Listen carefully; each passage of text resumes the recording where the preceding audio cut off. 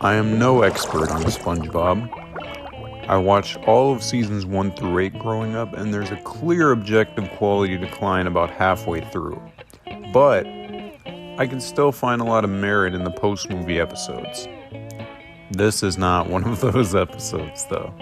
There is not a high bar for this video game to clear, and the enjoyable moments here are few and far between. So we're greeted by a scary-ass demon from hell that has always struck me as odd, even as a child, and then thrown into the part of the episode with by far the most work put into it. Watching the behind the scenes on this intro shows that this was really their ode to SpongeBob's anniversary, and they couldn't be damned to write a good story. We open with Patchy dicking around Nick's studios in front of Dan Schneider's commissioned foot logo, and he bullshits around for a while trying to get in. The clock Rube Goldberg machine starts the animation portion, and I'm kind of pissed that the game was so fucking lazy because they just had SpongeBob's face as coins and not the damn clocks.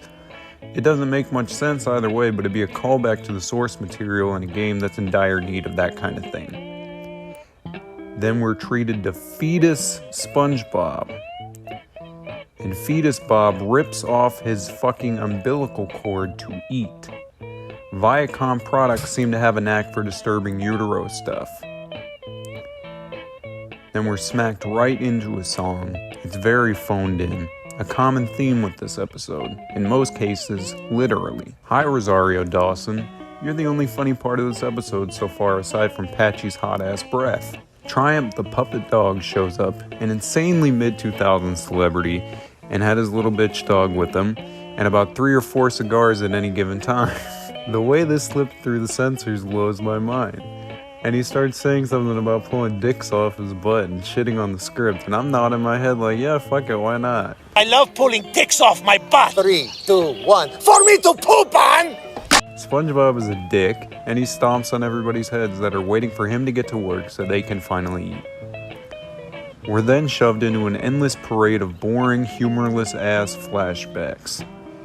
Plankton's voice actor is better than a lot of people in this episode. He's giving an effort. Karen is an asshole.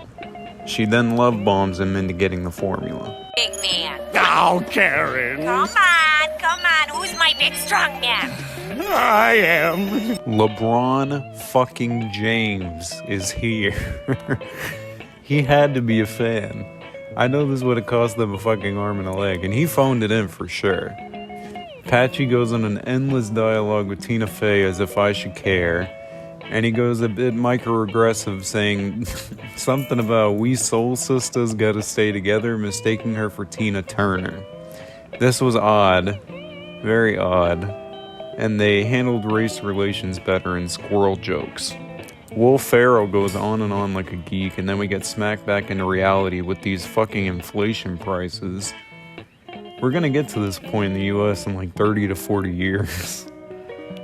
More stupid-ass flashbacks that don't even make sense with the setups. We're reaching so hard here to try and set these fucking flashbacks up. SpongeBob then sends Squidward for some reneducation. Then we finally get to the meat of the episode where they find a contrived-ass way to get locked in the freezer. The 4 of them start dicking around looking for a way out after looking too damn hard at SpongeBob's nasty mole-encrusted lower back. And then they show us more of it. We then get a cigarette commercial where we're suggested to get a case of the Krabbies. This episode is running on fumes. How old is Squidward to be serving baby SpongeBob? SpongeBob then sticks his head up his boss's ass and keeps his hands there for a few minutes. Then we get to see Mr. Krabs' 2020 WWE Retribution setup where Gary's going ham and Sandy's being nasty in the privacy of her own home. They didn't forget to remind us of the happiest angry mob to ever exist, though.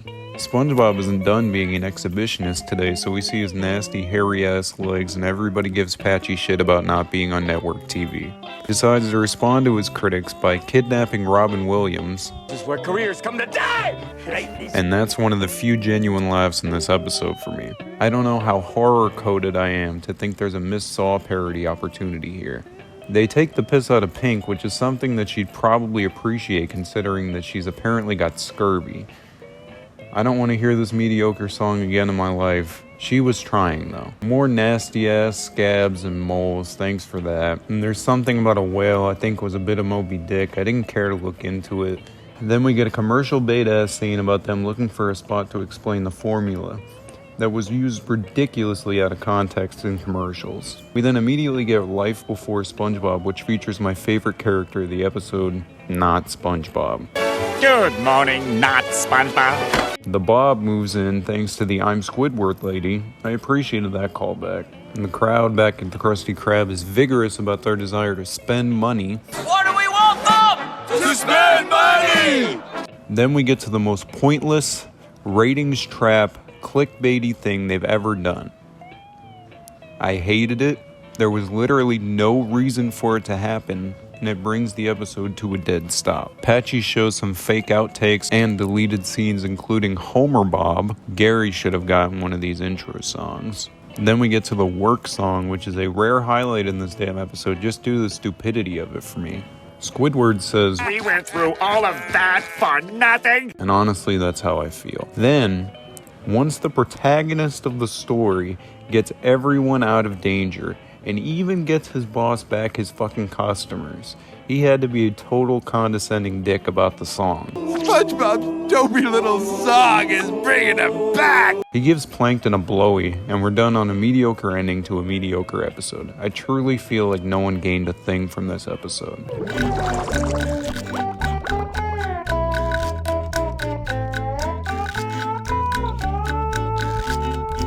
Now on to the game. Let's see how it stacks up. Like I said, not a high bar. The story is beyond lazy. Super lazy flashback, just like the episode, but they're at least somewhat consistent with the identity of the characters. Mr. Krabs once again has not recorded any dialogue for this game, so we get some bum-ass voice actor. Here, take the formula. After the first cutscene, the laziness of this game's development truly sits in. In this PSP port, the developers didn't even bother to animate the models at all during these transitional scenes. It's so odd that you can tell this was added in late to the making of the level because there's a static camera and idle animations while everyone's talking. Then I start thinking I'm losing my mind. Whenever I use the main attack of the game, the spatula, it glitches up into the previous frame at the end of the animation. That is beyond unacceptable. It's literally the main attack on the first fucking level. I spent minutes fighting against the god-awful camera positioning and I finally got to the tongue slide section. This mechanic is 6 goddamn years old at this point and it's been done to death, but perfected nonetheless, and they fucked it all up. It's piss-ass slow in this game for no reason, and it's not satisfying whatsoever compared to Battle for Bikini Bottom or even Globs of Doom. I then got my first power-up and oh my fucking god. This is the absolute laziest and ugliest possible way to do anchor arms.